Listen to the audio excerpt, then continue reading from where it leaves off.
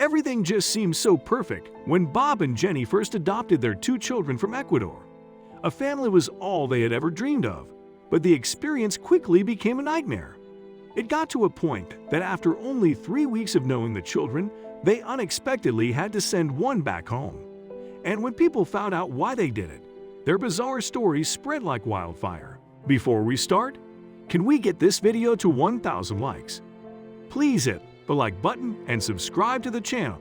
When they got to meet Maria and Sebastian at the adoption center, there was an instant connection. Maria and Sebastian were a bit scared at first, but after Bob and Jenny introduced themselves and tried to talk to the kids, the children felt themselves feeling more at ease. The adoption center recommended getting a family photo taken by a photographer, so the children would understand they are a family now. They made an appointment within the first week of their new family life to get their pictures taken, and were eager to do so. They seem to be a nice and happy family who will live happily for the rest of their lives. One day, Jenny's phone rang. It was an unknown caller. Usually, Jenny doesn't pick up calls from people she didn't know, but she felt compelled to answer this one. She almost wished she didn't. What the person told her on the other line would turn her new family upside down. She called Bob to explain, and Bob's immediate reaction was, "We need to send him back." Bob and Jenny decided to confront Maria and Sebastian with the news. It truly caught the kids by surprise. Sebastian didn't know what was happening, and he was really scared again. With tears in his eyes, he told Maria, "Goodbye, big sister. What is going to happen to me?" But what did the man tell Jenny on the phone? Why did Sebastian need to return to Ecuador? And why did Jenny and Bob adopt 2 children in the first place? Bob and Jenny were both in their early 30s, so they knew they couldn't wait much longer if they wanted to try for a baby. Even though Bob and Jenny followed every piece of advice about how to get pregnant, nothing seemed to be working. It had been 6 months, and Jenny was starting to get worried. They kept trying, but it seemed like it shouldn't have taken so long. Finally, Jenny decided to have a tough conversation with Bob. As they got closer to a year of trying for a baby, Jenny talked to Bob about going for testing to make sure that there wasn't anything Bob needed to worry about on his end.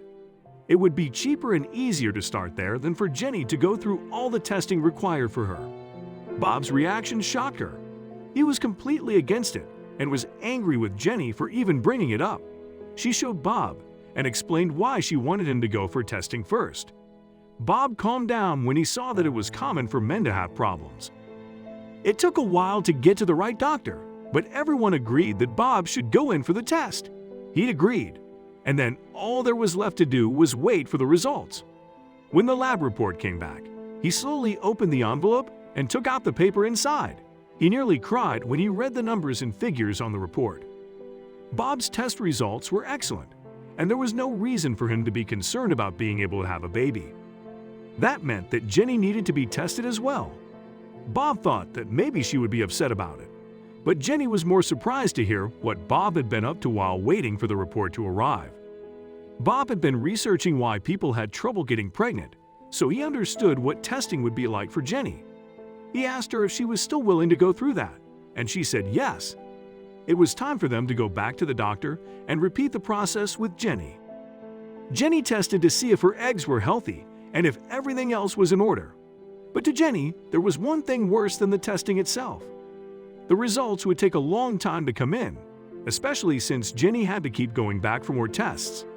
After a couple of months, everything was ready to review together and hopefully give her a clue of why she wasn't getting pregnant. When the results came in, Jenny and Bob were confused by what they found. Jenny discovered that she wouldn't be able to have biological children at all. She was so sad to hear that she didn't have a chance. But Bob was determined to try another way and convinced Jenny to go and talk to the doctor about what else they could do. It couldn't end like that, right? The doctor explained that they could try other options to start a family. They could use a surrogate to carry a child on their behalf or adopt a child through an agency. Jenny and Bob carefully thought about both options. They seemed so complicated. Finally, they made a decision. Surrogacy sounded like a good option, and both Bob and Jenny agreed that they wanted to start looking for the right person. But after spending half a year searching for someone to carry a baby for them, they still hadn't found anyone who fits their desires. Plus, there were hidden risks involved as well. After talking about it further, they realized that adoption might work for them after all. They started the process by talking with their local adoption and foster system to figure out everything they needed to do. It was so much work, but Jenny and Bob were determined to make it work. It seemed to take forever to get approved as adoptive parents, but even a year after being approved, they still hadn't made it to the top of the list. They were beginning to lose hope. One day, Jenny was at work when her phone rang with an unknown number. She was thrilled to hear that it was the adoption agency, letting her know that they were considering her for a child. She called Bob right away to share the amazing news, but not everything was as it seemed. Jenny and Bob got close to adopting several times, but it never seemed to work out. But one day, Jenny and Bob were able to meet with two children that gave them hope again. Jenny and Bob were invited to meet Maria and Sebastian, two siblings from Ecuador who needed a new home.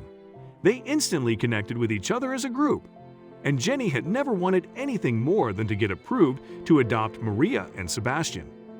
The adoption took a while to finalize, but they were all willing to wait since they were so excited to be a family. It seemed like everything was going smoothly. The four of them even posed for a family picture to celebrate the adoption and spending their first weeks together.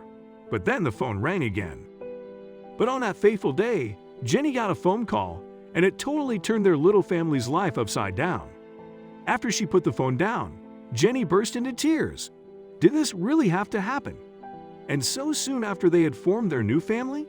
At the other end of the line was someone from the adoption agency. Apparently, there was a huge mix-up with Sebastian's paperwork, and it meant that Sebastian had to be taken away and back to his home country. While disappointing, it was only going to be for a little while. The couple sat their kids down and explained the details of the predicament as clearly as possible, careful not to alarm the children. Sebastian tried to be brave as he took in the news. With tears in his eyes, he told Maria, "Goodbye, big sister. What is going to happen to me?" He said softly. The couple looked at their kids sadly and vowed that they would do everything to make sure the siblings were reunited as quickly as possible. 4 weeks later, true to their word, the family worked very hard to sort out the logistics and paperwork of Sebastian's adoption.